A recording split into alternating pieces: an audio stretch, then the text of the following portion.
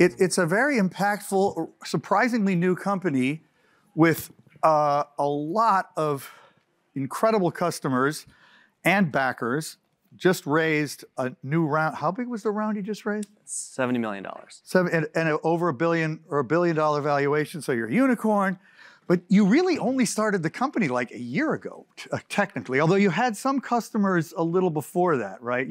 So just quickly, Taylor and his two co-founders all worked at Stripe, which we've heard about 4 people on the stage today referenced because Stripe made such an early commitment to buying carbon sequestration, which Microsoft praised and emulated times 10 because they're a little bit bigger.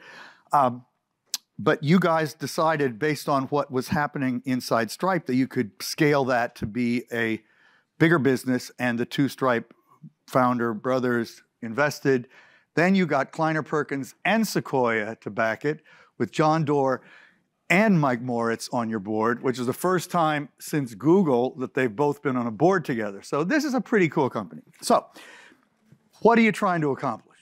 Well, first of all, it's awesome to be here. What a great gathering today. We're building Watershed to be the software platform that helps companies cut their carbon emissions. And so we help businesses measure where their carbon's coming from, come up with a plan to reduce it, remove whatever remains, and then report on their progress, because it's increasingly becoming kind of a standard part of doing business to report on carbon the same way you report on all your financial results. And we actually got started back in late 2019. And my 2 co-founders and I had worked at Stripe, spent 5 years building products and businesses and teams at Stripe, and just felt this climate itch and felt like this is a decade to be working on climate, and asked ourselves, what is the thing that we could do that would have the biggest impact on climate? And a couple years later, that's what Watershed is, our attempt at that.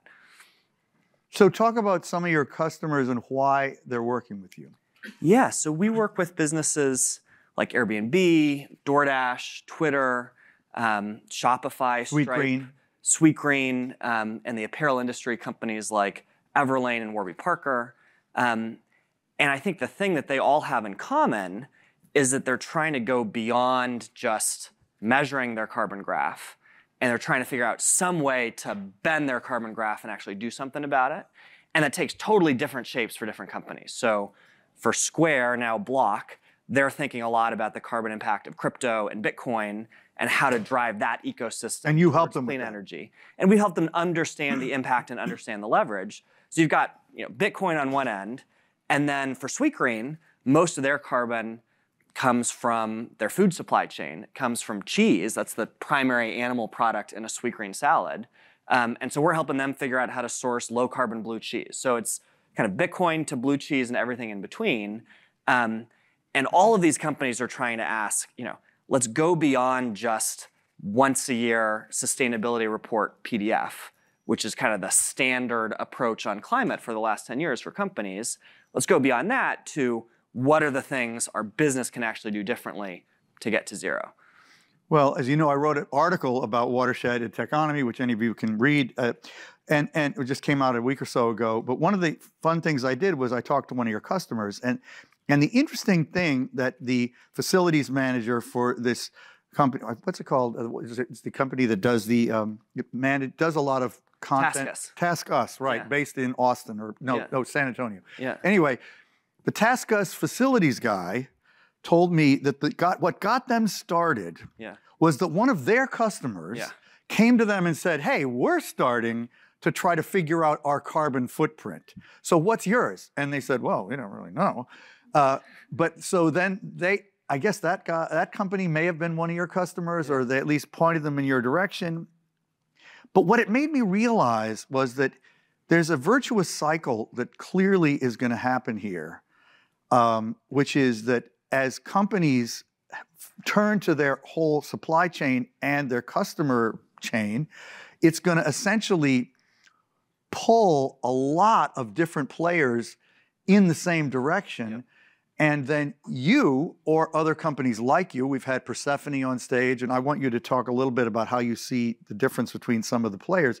But, you guys can help all those companies work with one another because they're all going to be testing the impact of all of each other, right? Because they all do business with each other. Yeah, I think this is the kind of really exciting thing about what's happening with the whole corporate climate movement right now, is that if we get it right, there's going to be this kind of decarbonization cascade. Yeah. Where step one is, SEC is now requiring or suggesting, proposing that public companies report on carbon. This is already happening for basically every business in Europe. There's pressure on investors. You see it from BlackRock and State Street and all the other major investors. The investors put pressure on public companies, and then public companies put pressure on their vendors. And so that's where Taskus ends up kind of enlisted into the climate movement, is because it's a VP of sales who feels like climate is an imperative because carbon is a part of the RFP, it's a part of the quarterly business review. And so, if this goes wrong, what will happen is there's just a bunch of spreadsheets and PDFs that cascade down from each one, from investors to companies to suppliers, and this will just be a bunch of paper that doesn't do anything. If it goes right, there will be this cascade of real carbon action, deploying clean power, electrifying fleets, funding carbon removal, that'll kind of spread from investors to companies to suppliers. And I think we can have it go the right way, but that's the big thing that needs to happen over the next few years. Well, a lot of companies, and particularly the companies in your customer set, are using a lot of cloud stuff, right? Yeah. We had Microsoft on stage this morning, and really, when Lucas was talking, it is astonishing what they're doing. Yeah. And it's got to be more than Amazon or Google are doing at this point. I mean, Amazon's got a big climate commitment, but I don't think they've done some of the stuff Microsoft's done. But since everybody's a cloud user, and these are huge, energy consumptive businesses, is that same dynamic gonna happen for those giants? In other words, are their customers gonna increasingly force them to compete to be the most sustainable cloud? Yeah, I think that, we're already seeing it where Amazon, Google, and Microsoft are racing to deploy clean power. They're racing to decarbonize their companies. It's awesome, and I think it's driven in large part by demands from their customers. A lot of our Watershed users see that a huge chunk of their carbon footprint, if they're a tech company, comes from their cloud, and there's a big difference between what instance type and what region and what provider and all the rest. So you're seeing that in the cloud space. I think you're going to see that in every other category, right? We see that Sweetgreen is making the carbon score of its cheese suppliers, its poultry suppliers, its fish suppliers, a key part of deciding who gets renewed as a vendor. And I think you're going to see that in apparel. You're going to see it, Apple is decarbonizing its whole electronic supply chain. So it's a really, really powerful force, and it's happening fast, but it's really hard to get right because the status quo is that companies kind of, the traditional status quo is companies would only look at the carbon within their four walls, right? What's the energy to heat and cool this building? I'll call that my carbon footprint. I'll buy some offsets. I'll call it a day. The new mode is, let me look at the carbon in my supply chain. Let me actually engage with those suppliers and figure out how to get them to change practices or how I can shift to a lower carbon option. And that's the thing that's really powerful. So, well, first of all, anybody have any questions for this guy? Because I got more. Oh, good. Okay. I got more. So, but we have some time. So, can we get the mic over here? Thank you, John. Hey Taylor, thanks for being here. Nicholas, MBA student from UC Berkeley. My question is, there's if you think about emissions, there's kind of low-hanging fruits and sometimes even cost-effective to take some measures to reduce emissions. But then once you go deeper, sometimes you don't even have the technology there to do what you need to do. From your clients and the market in general, how far along do you think we are in there's so much grass to cut? Only if we measure and people know what it is they have to do? Or are we deep into the technology? I think it's very different by industry. So when you work with tech companies, we're talking about deploying clean power. That's a question of when, not if.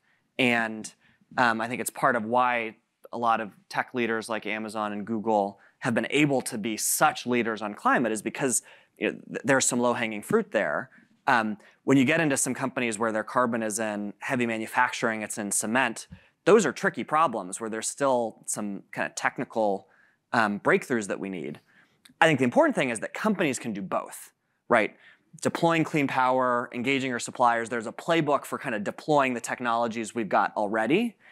And then what I think Stripe and Shopify and Microsoft are showing on carbon removal, what Apple is showing on low carbon aluminum, is that companies can also bring the future forward by buying at high prices and low volumes the crazy moonshots that we need to be available 10 years from now.